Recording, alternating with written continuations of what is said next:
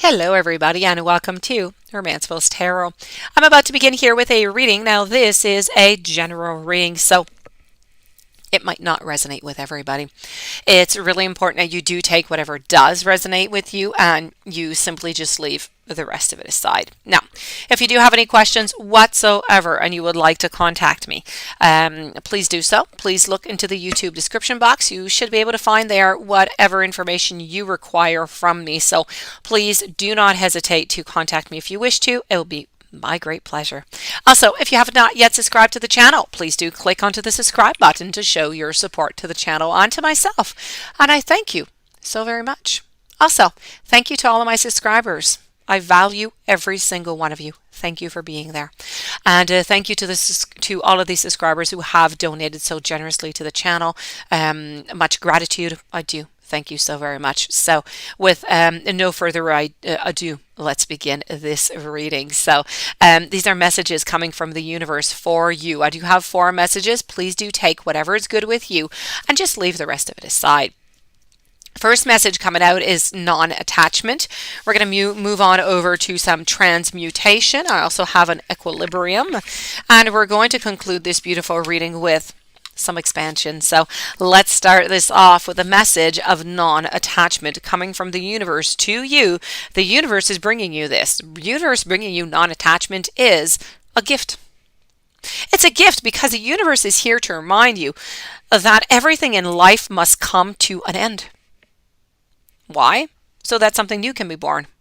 It is time to surrender to your life. It is time to accept your death. And this does not mean that you stop desiring, you stop caring, you stop feeling. No, it's really about wanting. Okay, the universe wants you to feel. The universe wants you to breathe even more intensely than you have ever. And this doesn't mean either the universe, doesn't want you to hold any expectations. No, just hold them lightly without any attachments. You need to trust the intelligence of your life with all of the ebbs and all of the flows and the joys and the pains, even the most sorrowful states. They can be enjoyed if you just let your attachments fall away. You need to remember that you're in an unfolding tale, and the author and the leader all at once is you. So never miss an opportunity to celebrate your magnificent self, your magnificent life. Now let me ask you, where are you resisting change in your life? Is it aging your body? Is it the individuation? Is it the children? Is it, an old way of thinking or of being? What is it? And what is coming to an end in your life or needing to die in your life? And what or who do you need to let go of? So please evaluate and go into depth into those very questions, and you will find that your soul will thank you for it. Moving on over to a little bit of transmutation here. Transmutation is about asking you to move forward towards that which just terrifies you. Now, you may think that maybe you have a fixed identity, but no, you do not. You are forever changing. You are designed to bump up against those limitations and then to dissolve into something else. So, message coming from the universe here about transmutation is the key to your evolution. The universe is coming when it is time to hold nothing back, to embrace everything, and to simply live like you never have before.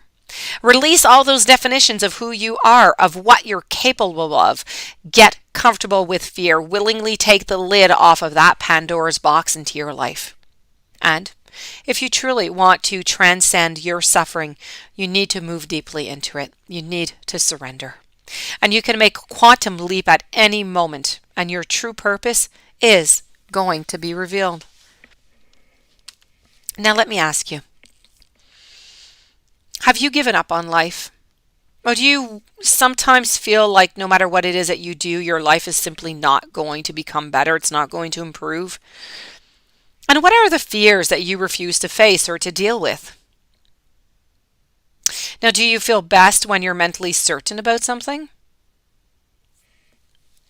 Ask yourself those questions, please, and you should be able to find yourself some interesting answers. Moving on over to a little bit of equilibrium, because we all need that within our lives. This is about bringing you a vision of a new world, where there's peace, where there's harmony, where there's collaboration. And in you, the universe sees a potential for inner peace and just a gift of bringing that equilibrium and that balance to any group of which you're actually a part of. Now, in order to ignite these gifts, you first have to be willing to put all of your hidden agendas onto the table. You need to own, you need to take responsibility for your ulterior motives, and your self-trust is going to grow. And with that self-trust, you can create that self-space that is necessary for others to face and to embrace their own shadows. This is how you can co-create a truly peaceful world. And there is a self-agonized intelligence that naturally arises when people are simply empowered to be who they are meant to be, or who they actually are. But this is really about remembering to be playful.